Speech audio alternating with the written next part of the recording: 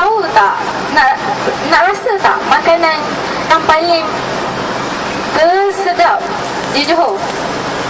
Apa dia? Iaitu nasi ambeng. Walaupun ejaan dia AMBENG, ambeng, tapi sebenarnya disebabkan nasi ambeng ni dibuat daripada orang Jawa, jadi sebutan dia pun sedikit sebanyak daripada orang Jawa juga, seperti dipengaruhi oleh sebutan yang disebut seperti yang saya sebut ni, nasi ambeng. Ambeng. Okay. Sebenarnya nasi ambeng ni dia dibuat daripada nasi yang diletakkan di atas talam besar dan dilapikkan dengan daun pisang. Nasi di tengah-tengah dan dikelilinginya adalah lauk-lauk, pelbagai lauk. Sebagai contoh, ada diletakkan mi, ikan kering, serunding dan berbagai lagi. Dan kalau orang yang berkemampuan, dia akan meletakkan ayam golek. Sangat-sangat sedap. Orang Malaysia akan datang ke Johor hanya semata-mata ingin merasakan rasa nasi ambeng tersebut. Jadi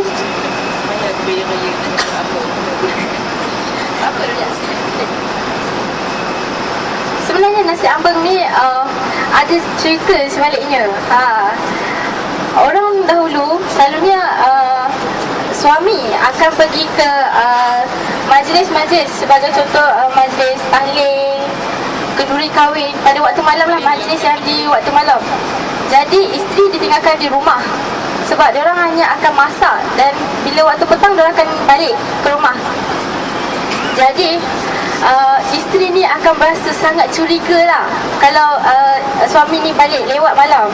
Jadi nasi ambeng ni dijadikan sebagai satu bukti lah yang suami ni pergi ke majlis-majlis tersebut. Seperti yang saya cakap tadi, majlis tahlil, majlis perkahwinan dan sebagainya.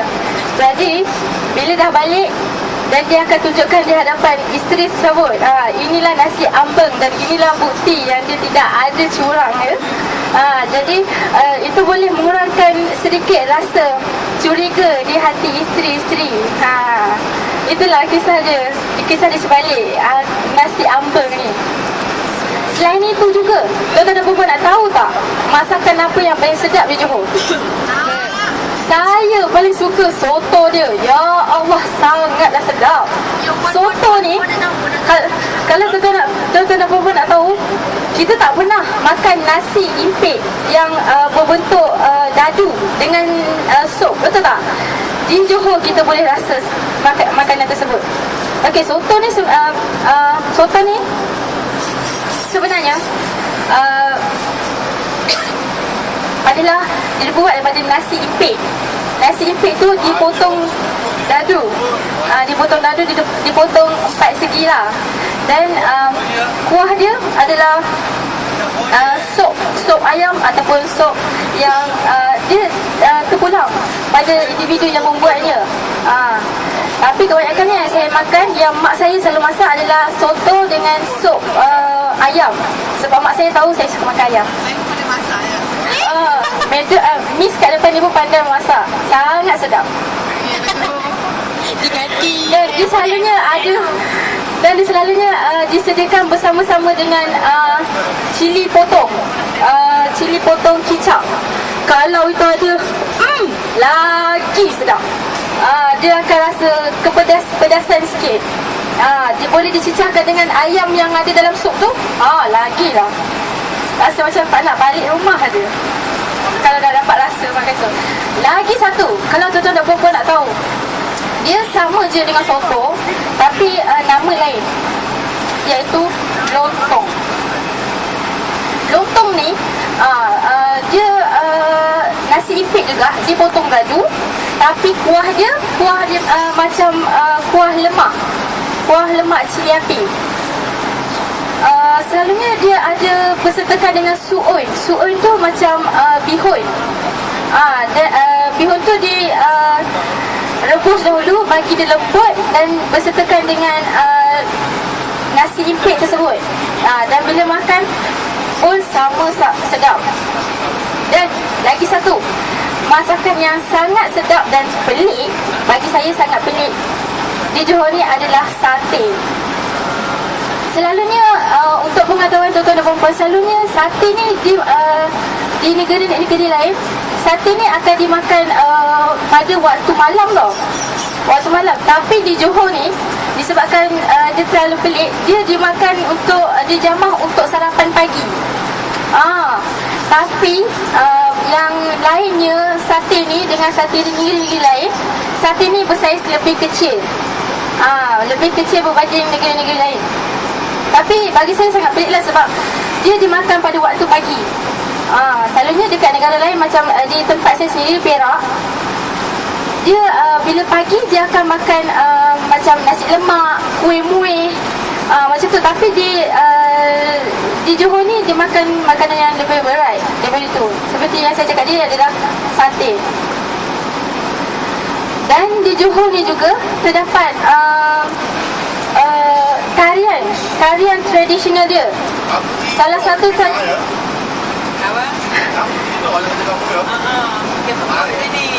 antara salah satu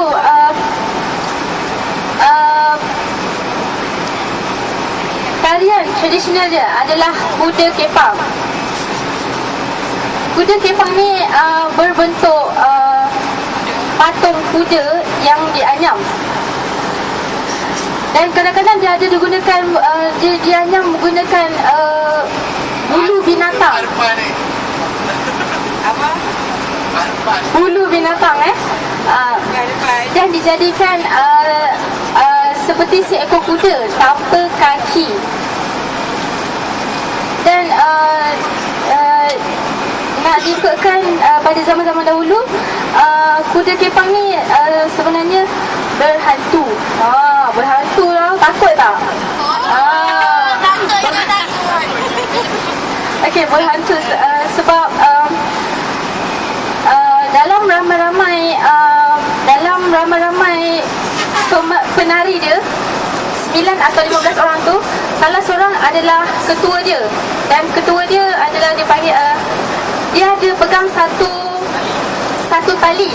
Dan tali itulah yang dia akan dilipas dekat penari-penari yang lain untuk mengarahkan penari-penari tersebut menari mengikut muzik.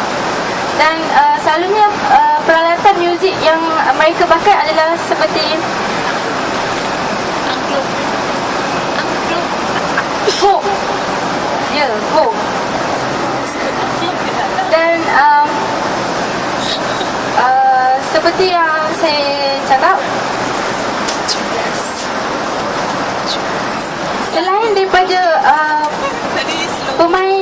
permainan tradisional, tarian tradisional yang terdapat di Johor, selain itu adalah zapin. Ya, tarian zapin. Okey, tarian zapin ni selalunya dia penari dia bersilang-seli dan berpasang-pasangan, iaitu lelaki dan perempuan. Mereka akan menari mengikut muzik. Jadi, dan pakaian mereka juga adalah salah satu pakaian tradisional orang Melayu. Sebagai contoh, kain batik, songket dan baju Melayu. Bagi pihak lelaki yang menari zapin ni, dia akan memakai baju Melayu. Dan bagi perempuan pula, dia akan memakai kain, tak kisahlah kain batik ataupun kain songket, dan dipegang sambil menari. Menari sangat. Dan untuk pengetahuan tuan-tuan dan perempuan juga, untuk Johor ni sudah berdekatan dengan Singapura. Pintu masuk ke Singapura ni ada dua. Satu jalan air Ke Malaysia lah. Apa tidak pintu masuk ke Singapura? Oh ya. Pintu masuk ke Singapura ke Malaysia mempunyai dua cara, iaitu cara pengangkutan air dan pengangkutan darat. Okey, di darat kita boleh menggunakan dua cara, iaitu woodland second lane. Okey. Second lane ni kita boleh bawa naik kereta kereta. Dan hanya dikenakan tol sebanyak RM1.20 sahaja.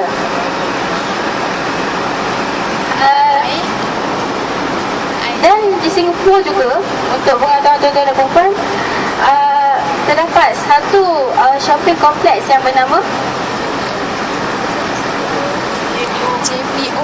JPO, iaitu Johor Premium Outlet. Di situ yang istimewanya adalah dekat situ terkumpulnya satu keseluruhan jenama-jenama yang sangat terkenal, dan barang-barang dia juga sangat harga dia juga sangat tinggi. Sebagai contoh, LV, Prada, Chanel dan sebagainya. Dia akan selalu membuat sale sebanyak 20 hingga 27%. 5 hingga 70. Di situ adalah tempat orang-orang yang bila pelancong datang, dia akan ke shopping kompleks tersebut dahulu, kerana barang-barang di situ hanya ada di JPO tersebut sahaja. Dan untuk pengetahuan tuan-tuan dan puan-puan, barang-barang yang dikeluarkan oleh JPO ni sebenarnya dikeluarkan daripada kilang dan dihaskan hanya untuk JPO. Jadi keluaran dia juga mengikut musim, seperti musim salji, musim bunga, musim panas dan musim guruh. Okey. Tapi keluaran ni terlewat dua musim. Sebagai contoh, kalau dekat sekarang ni musim panas, tapi diorang dekat sana mengeluarkan barang-barang yang berkonsepkan musim bunga. Itu sebagai contoh lah, untuk saya bagi tuan-tuan dan puan faham.